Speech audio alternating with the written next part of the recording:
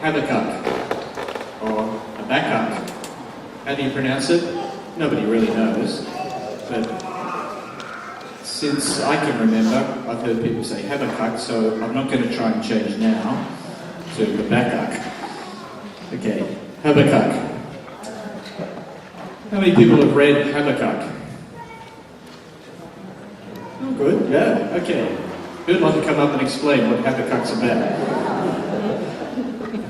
Good on you. There's someone brave. Okay, that's my task. We're going to do 3 sermons on Habakkuk.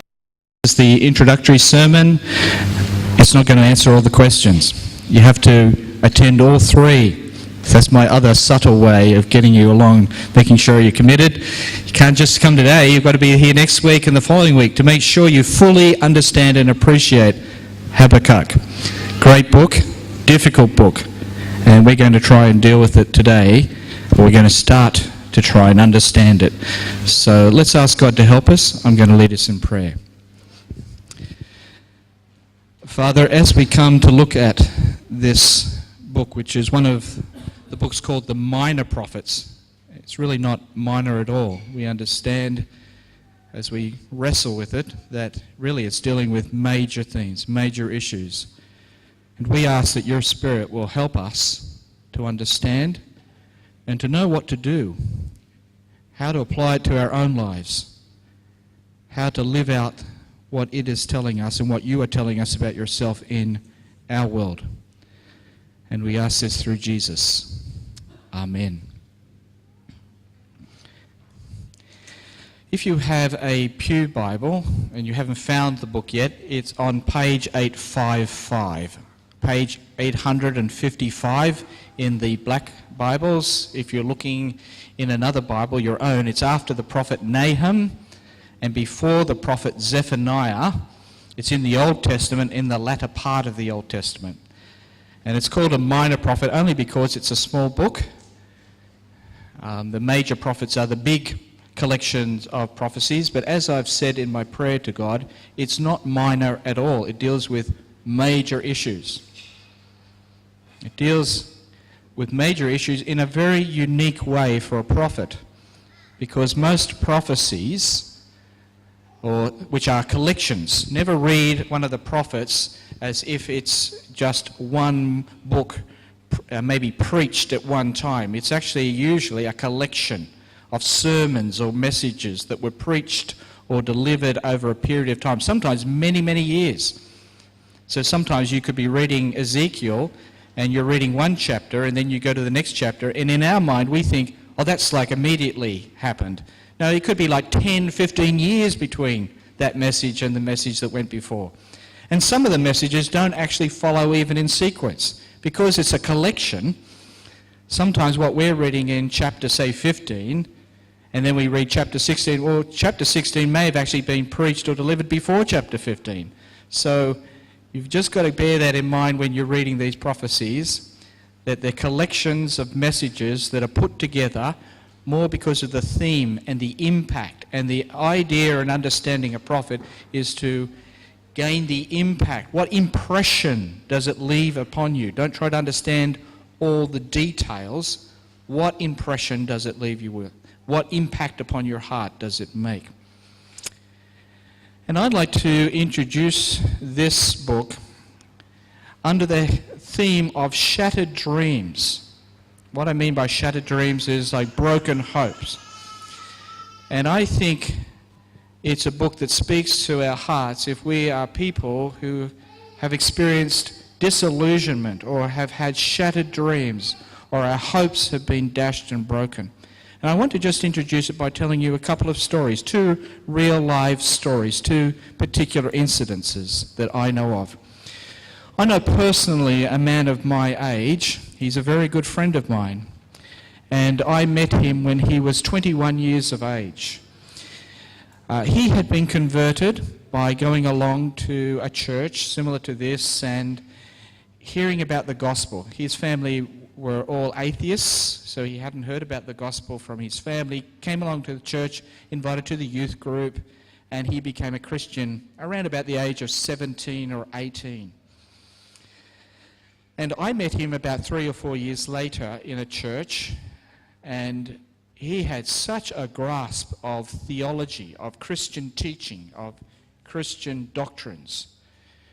He was a man who, once becoming a Christian or a follower of Jesus, started to study all the great Christian teachers and learn as much as he could.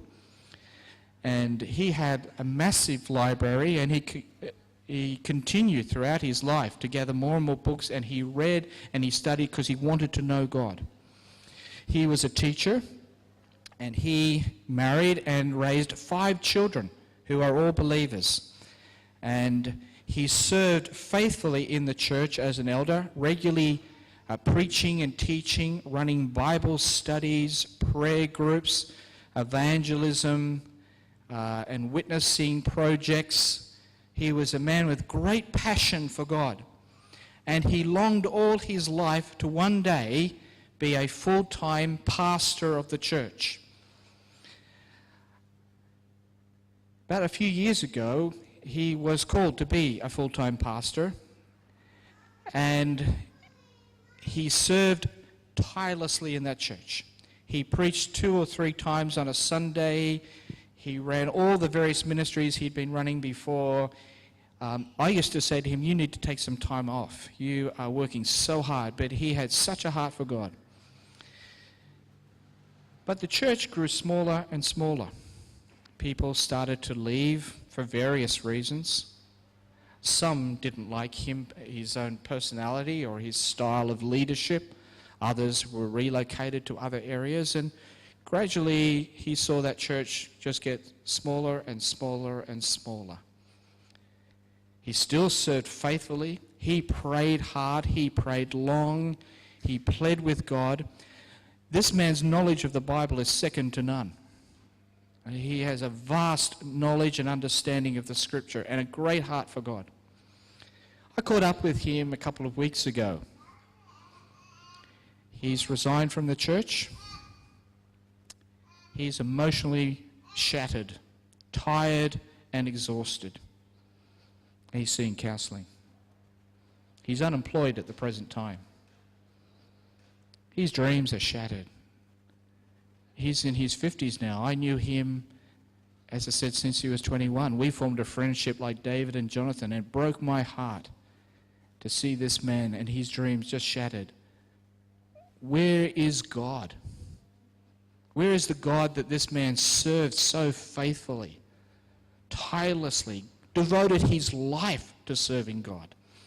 Why did the church grow smaller? Why did people leave? Why wasn't his labor and his prayers and all that effort rewarded? Where is God? Why doesn't God do something? Why does God reduce a church rather than grow a church? He's a shattered man, shattered dreams. I knew of a church that started off with about 35 young people, full of zeal, full of life and vitality. They prayed, they labored, they witnessed. At that church, any meeting, all 35 would be at that meeting, whether it was prayer or worship or witnessing. When they married and as the church began to grow, everybody attended. Kids as well, little babies were brought along. Nobody stayed at home or didn't get involved because they had children or family commitments. They were totally sold out, devoted to Jesus. They worked, they labored, they witnessed, they worshipped, they prayed regularly for revival. When they had a prayer meeting, it could go for hours. People were on the floor praying, tears shed, praying for revival, asking God to bless and use that church to impact the community. Big hopes, big dreams of a church that would grow and expand. And it did. It grew from 35 to 100 to 150 to 200 to 250 people. I visited that church recently. 35 people. Divisions,